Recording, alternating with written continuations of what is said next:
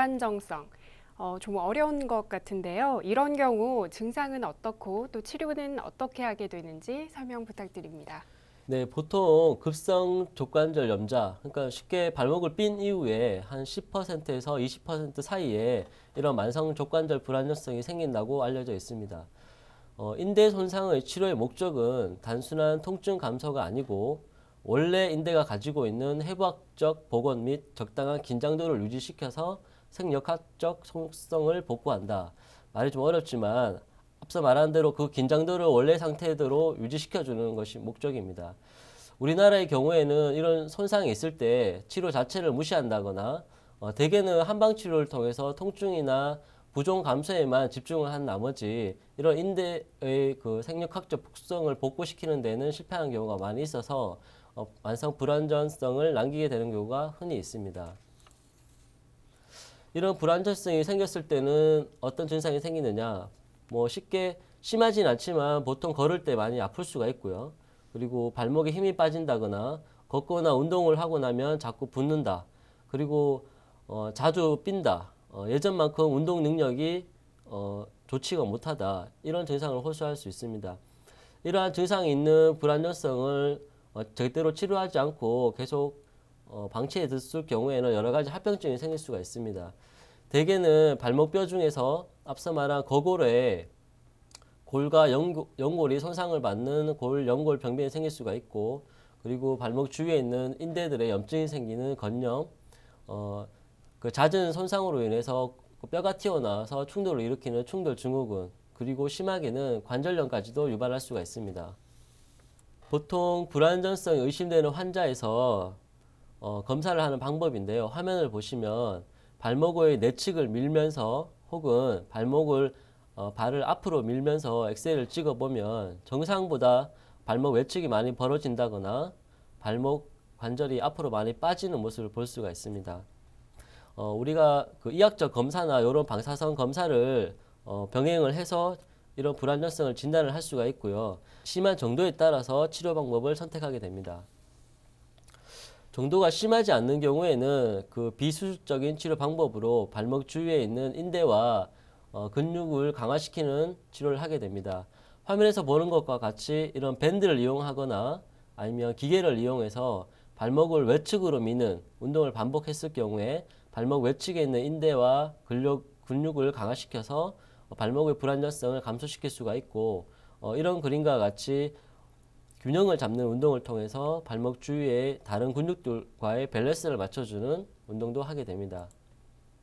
보통 집에서 손쉽게 할 수 있는 운동입니다. 화면과 같이 두 주먹을 무릎 사이에 끼우고 발목을 바깥쪽으로 미는 운동을 반복한다거나 이런 무거운 책과 수건을 통해서 발목을 바깥쪽으로 미는 운동을 하게 되면 그 여러 가지 근력과 인대 강화 운동에 도움이 되게 됩니다. 이런 운동 후에도 그 앞서 말한 증상이 지속될 경우에는 수술적인 치료를 하게 되는데요. 여러 가지 방법이 있지만 가장 흔하게 사용되는 방법이 변형된 브로스트롬 수식이라는 것입니다. 이 수술은 뭐 쉽게 말하면 늘어나 있는 인대를 조금 더 그 원래의 강도에 가깝게 좀 짧게 해서 다시 붙여주는 수술입니다. 추가적으로 주위에 있는 골막이나 지지대를 이용해서 좀 더 강화시켜주는 수술이고요. 최근에는 그 늘어나 있는 인대 자체가 회복 불능 상태로 심하게 다쳤거나 그 남아 있지 않는 경우에는 동종 이식건이라고 하는 사체에서 가져온 인대를 이용해서 종비 인대나 전거비 인대를 새로 만들어주는 이러한 시술도 시행하고 있습니다. 네, 그 인대도 그렇지만 우리가 흔히 물렁뼈라고 말하죠. 이 연골도 손상을 잘 입게 되는지 좀 궁금한데요. 네, 앞서 말한 그 족관절 불안정성이 있는 경우에 환자들은 보통 인대를 치료하려고 오는 경우보다는 그 인대의 불안정성으로 인해서 생긴 합병증, 특히 아까 좀 전에 말씀드린 대로 연골이 벗겨진다거나 골에 구멍이 난다거나 하는 거골에 골연골 병변이 생김으로써 이에 대한 통증을 호소해서 이것을 치료하러 병원을 오는 경우가 더 흔히 있습니다.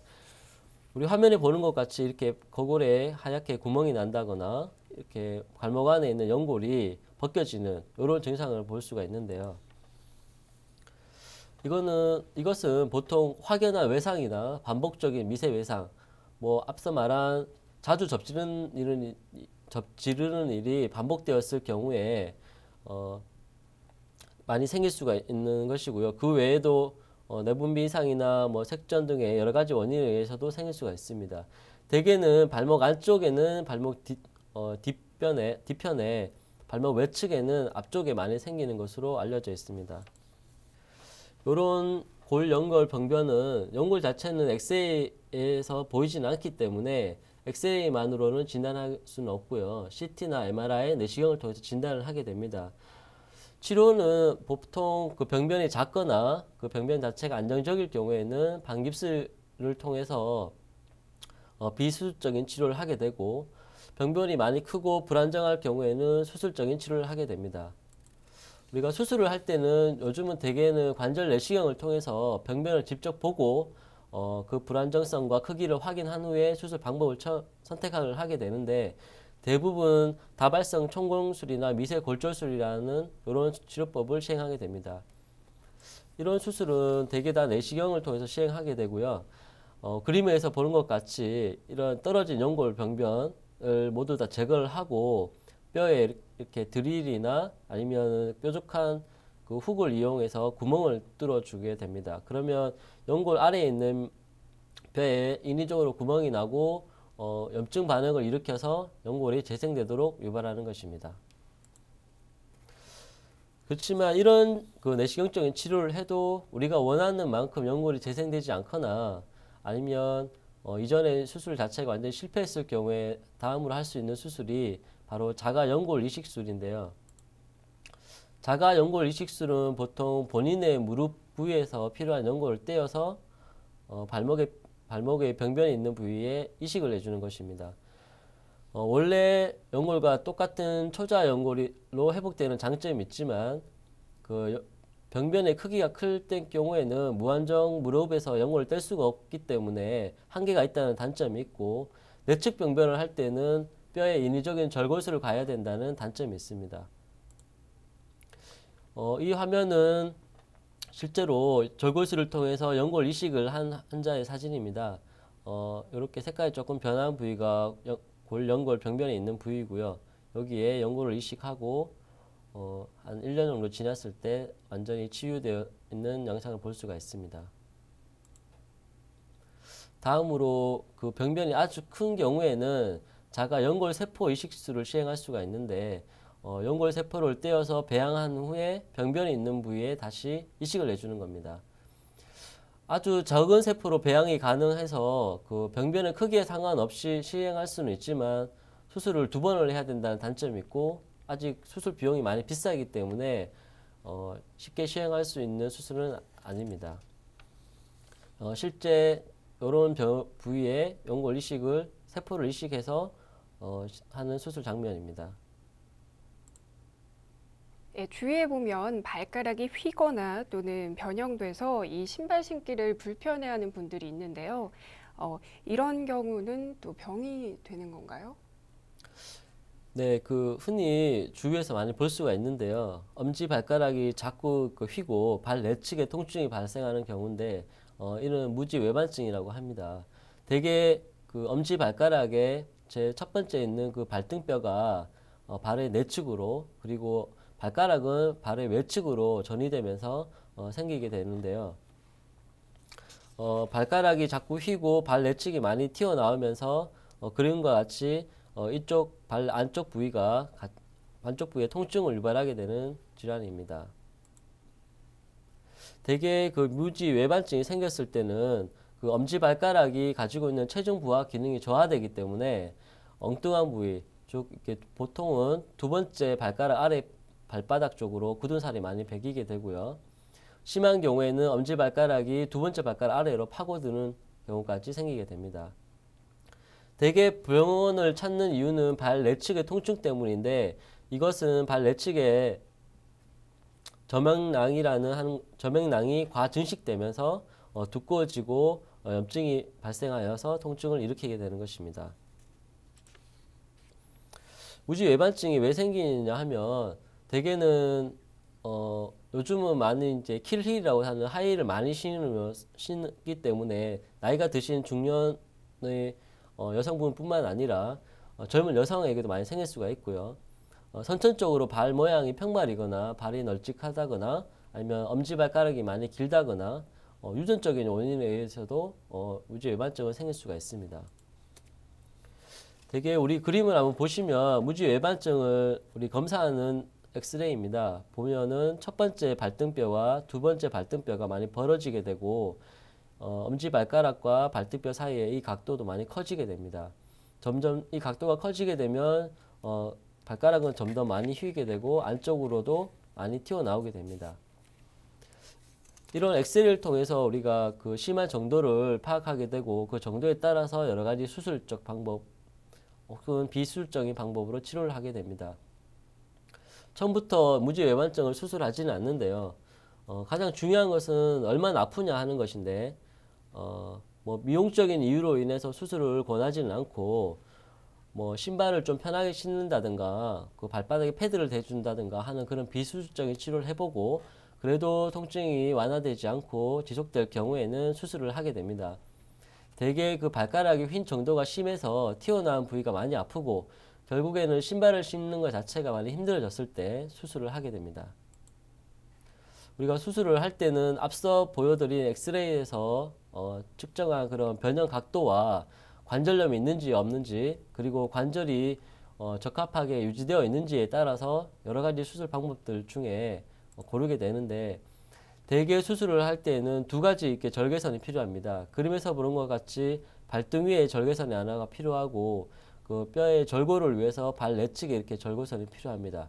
그렇지만 요즘에는 이 발 내측에 있는 절개선을 좀 더 길게 만들어서 이렇게 보시면 수술 후에도 발등에 절개선을 만들지 않아서 미용적인 효과도 볼 수가 있는 것입니다. 수술 전후의 사진들인데요. 이렇게 튀어나와 있는 것들을 다 제거가 되고 휘어져 있는 발가락이 펴져 있는 그런 모습을 볼 수가 있습니다. 네, 이 무지외반증에 대해 알아봤는데요. 그렇다면 이 주위에 보면 무릎에 관절염이 흔하잖아요.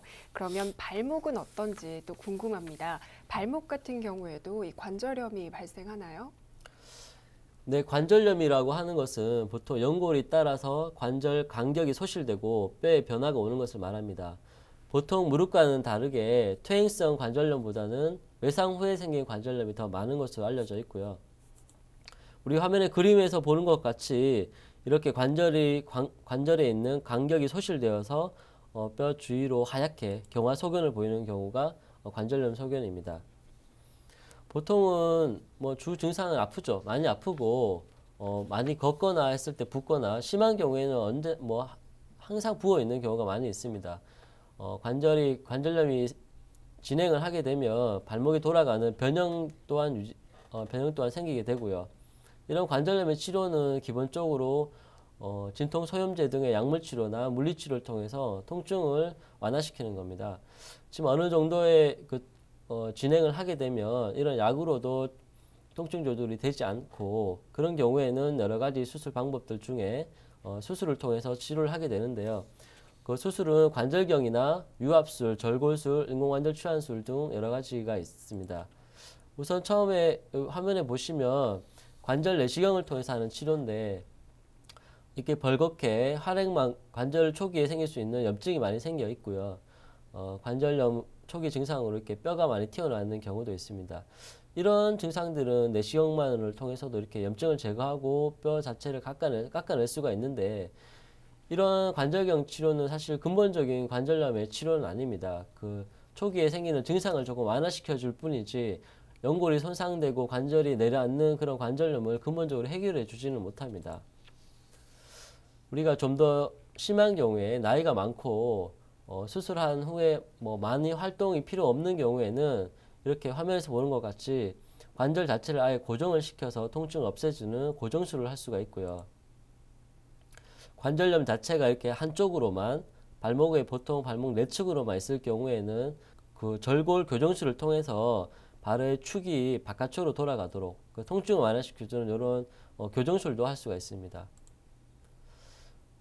마지막으로 할 수 있는 것은 인공관절 치환술인데 이것은 수술 후에도 발목 운동 범위를 유지시킬 수가 있고 또 어느 정도의 활동을 할 수 있다는 그런 장점이 있습니다. 이것은 어떤 나이나 심한 정도에 따라서 이 세 가지 수술들 중에 한 가지를 선택해서 치료를 하게 됩니다. 네, 다양한 이 족관절 질환에 대해 알아보고 있는데요. 이 외에 이 운동하다 다칠 수 있는 그런 부위들에는 또 어떤 것들이 있을까요? 네, 우리가 그 발목 주위에서 가장 이제 흔히 다칠 수 있는 게 아킬레스건 파열이죠. 보통은 이제 파열되기 전에 염증이 있어서 병원 오는 경우가 많이 있고요. 이런 것들이 반복되었을 경우에 아니면 혹은 또 어느 순간 운동을 하다가 착지를 잘못했다든가 굉장히 뭐 심하게 운동을 하다가 발이 비틀어졌다든가 하면서 파열이 되어서 오는 경우도 흔히 있습니다. 뭐 다들 아시겠지만 아킬레스건이라 하는 것은 뭐 그림에서 보는 것과 같이 발 뒤꿈치 뼈와 종아리 사이를 이어주는 이 인대를 말합니다. 보통 이제 칼이나 유리 같은 데 베이면서 손상을 받는 경우도 있지만 최근에는 이런 뭐 운동을 한다거나 특히나 이렇게 발을 세운 채로 발 앞으로 점프했다가 착지를 할 경우에 뚝 하는 느낌과 함께 아킬레스건이 파열되는 경우가 흔히 있습니다. 보통 이런 아킬레스건 파열이 있을 때 우리가 검사를 하는 방법인데요. 이 화면을 보시면 환자가 엎드린 채로 이렇게 종아리를 우리가 인위적으로 누르게 되면 발목이 이렇게 발바닥 쪽으로 저절로 이렇게 굽혀지게 됩니다. 그렇지만 아킬레스건이 파열되어 있는 경우에는 이런 발목의 움직임을 관찰할 수가 없고요. 심한 경우에는 이 파열된 부위가 이렇게 움푹 파여 들어가서 그 눈으로만 봐도 파열된 부위를 알 수가 있는 경우가 있습니다. 그렇지만 우리가 발목을 움직여 보라고 했을 때 발목을 움직일 수 있다고 해서 아킬레스건이 괜찮냐? 그것은 아닙니다. 보통 종아리에서 발로 내려가는 다른 근육들이 발목을 움직일 수 있기 때문에 그런 근육들에 의해서 그 어느 정도 자발적인 족관절 운동을 할 수 있습니다. 그렇기 때문에 그런 경우에도 정확한 진단이 필요하고 발목을 움직일 수 있는 경우에도 아킬레스건의 파열은 동반되어 있을 수 있다는 걸 잊지 말으셔야 됩니다. 보통 우리가 검사를 하면 뭐 초음파나 MRI를 하게 되는데 화면에서 보는 요 MRI 사진은 이 환자가 한 일주일 정도 동안 파열되는 걸 모른 채 지내다가 단순하게 발목 염좌인 줄 알고 그냥 물리치료만 하고 지냈던 환자입니다. 정밀 검사를 통해서 아킬레스건 파열된 걸 확인할 수 있었고요. 대개는 칼에 의해서 베이지 않는 이상은 이 뒤꿈치 뼈에서 한 2에서 6cm 정도 상방에서 많이 파열이 되게 됩니다. 그 부위에서 많이 파열되는 이유는 그쪽 부위에 많은 혈류량이 적기 때문에 약해서 많이 파열되는 부위가 됩니다. 아킬레스건이 파열되었을 때 치료는 이전에는 통깁스죠. 보통 말하는 그 석고 고정을 통해서 하기도 했지만 뭐 재파열의 빈도나 아니면 수술을 하고 나서의 재활 그리고 일상으로의 복귀가 수술적인 치료를 한 후에 좀 더 빠르고 그 결과가 좋기 때문에 최근에는 이렇게 직접적으로 파열된 부위를 봉합해주는 수술을 하게 되고 뭐 최근에 이렇게 상처 부위도 작게 해서 할 수 있는 이런 기구들도 나와 있어서 큰 미용상의 문제 없이도 수술이 가능하게 되었습니다. 네. 이 끝으로 요즘 주변을 보면 발바닥 통증을 호소하는 분들이 많은데요. 잘 낫지 않는다고 들었습니다. 원인은 무엇이고 또 치료는 어떻게 하는지요? 예, 외래 방문자 중에 발목 인대 손상만큼이나 흔한 것이 아마 발바닥 통증을 호소하는 환자들일 겁니다. 여러 가지 다른 이유도 있겠지만 가장 흔한 것이 아마 족저근막염이라고 하는 것인데요. 족저근막이란 것은 그림에서 보는 것 같이 발 뒤꿈치에서 발가락 기저부, 그러니까 발가락 앞쪽까지 붙는 두꺼운 섬유띠를 말합니다. 이 띠 위에 염증이 생긴 것인데 보통 증상이 아주 전형적인 것은 아침에 일어나서 첫 발을 디딜 때 많이 아프다. 그래서 절뚝거리는 경우가 생기는데 좀 걷다 보면 괜찮아져서 또 잘 걷는다. 그리고 또 다음날 아침에 일어나면 똑같은 증상이 생긴다. 이런 것들이 족저근막염의 가장 전형적인 증상이고요. 가장 그 통증을 많이 유발하는 부위가 발 뒤꿈치, 족저근막이 붙는 요 발 뒤꿈치 앞부분이고 그 외에도 발 내측이나 발가락의 기저부에도 많이 생길 수가 있습니다. 족저근막염은 대개는 과도한 운동을 많이 했을 경우에, 그러니까 운동을 안 하시던 분들이 과다하게 운동을 했을 경우, 그리고 뭐 장거리 마라톤을 즐기시는 분이나 아니면 딱딱한 바닥에서 하는 운동, 에어로빅이나 배구 같은 것을 충분한 쿠션이 없는 신발을 신고 했을 경우에 생길 수가 있습니다. 장기간 서 있는 일을 하시는 분들도 생길 수가 있고요. 신발도 쿠션이 없는 구두나 하이힐을 오래 썼을 때 이렇게 발바닥 통증을 유발할 수가 있습니다. 이런 통증이 생겼을 때 치료는 보통 뭐 운동을 너무 많이 했다면 운동을 줄이고 그 신발을 불편한 걸 신었다면 신발을 좀 편한 신발로 바꾸어주는 그런 원인을 제거하고 교정해주는 치료가 가장 우선이 되겠고요. 그리고 병행해야 될 것이 아킬레스건은 스트레칭 운동을 꾸준히 하는 겁니다. 그 외에도 이런 그림에서 보는 것 같은 이런 깔창을 이용해서 그 충격을 좀 완화시켜 줄 수가 있고 심한 경우에는 약이나 주사를 맞을 수도 있습니다. 최근에는 이런 체외 충격파 요법이라는 치료를 통해서 많은 효과를 보기도 합니다. 여러 가지 뭐 치료 방법을 제가 설명을 드렸지만 가장 중요한 것은 어떤 치료를 하든지 간에 아킬레스건 스트레칭은 항상 병행해야 한다는 것입니다. 그래서 아킬레스건 스트레칭을 하는 방법을 제가 잠깐 그림을 통해서 보여드리도록 하겠습니다. 운동을 하실 때는 항상 이렇게 아픈 쪽 발을 뒤로 내밀고 발바닥이 지면에 닿게 한 후에 뒤쪽 종아리 근육이 쭉 당기도록 이렇게 밀어주면서 종아리 근육에 있는 아킬레스건과 발바닥에 있는 족저근막까지 스트레칭을 할 수 있는 이런 자세를 취하고요. 이렇게 무릎을 굽혀서 할 수도 있습니다. 계단 같은 경우에는 이런 식으로 자세를 취하면 똑같은 효과를 이용해서 아킬레스건 스트레칭을 할 수가 있게 되겠습니다. 네, 오늘 말씀 감사합니다. 발은 제2의 심장이라고 불리죠. 그만큼 우리 몸에서 아주 중요한 기관일 텐데요. 우리 몸을 하루 종일 지탱해주고 또 우리의 생활을 가능하게 해주는 소중한 발. 모든 질환이 그렇듯 이 증상이 있으면 조기에 치료하셔서 튼튼한 발 건강 유지하시기 바랍니다. 그럼 저는 다음 시간에 뵙겠습니다. 고맙습니다.